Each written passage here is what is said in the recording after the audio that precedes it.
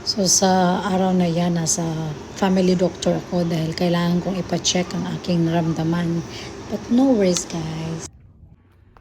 So we are going to do some landscaping in our garden bago mag fall. Kasi ito maganda pa ngayon. Tingnan mo, green pa sila guys. Ang aking mga tanim.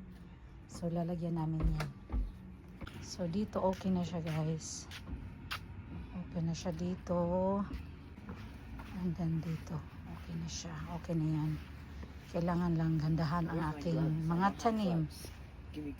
And the other one is purple. Pero paringan lang to guys. Pagka malamig na, namamatay yan. Tapos ditong area na to guys. Nakailang beses na ako na nagtanim ng mga halaman. Tapos hindi na, yan, ganyan lang siya. Parang hindi tumataba. May something wrong ba dito sa area na to? Sa part na to? Hindi ko alam. Mainit ba? Or madilim? Hindi ko talaga alam. Tingnan mo ito. Hanggang dyan lang siya. Pero buhay pa yan. Kailangan hindi siya mamatay guys. Pero yung kabila ko, ito dito buhay na buhay. Siguro kasi walang shades. At saka yung sun talagang pumupunta dito. Doon kasi may mga punong kahoy oh. Tas lilim ba? Maybe. That's my suspect. Yan ang aking nasa isip ba na bakit hindi sila nabubuhay ng maayos dito. At mataba na mga payat at hindi tumubo ng maayos.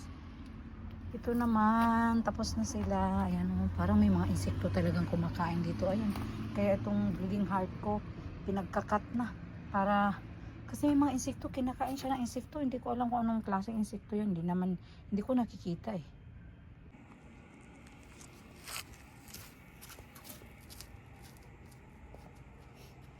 At sa parting yan, kailangan kong linisin ang daanan, daluyan ng tubig guys pag naulan. Kasi namumuo doon ang basura, soil na galing sa, siguro nadadala sa tubig kapag naulan. So kailangan linisin ko yun.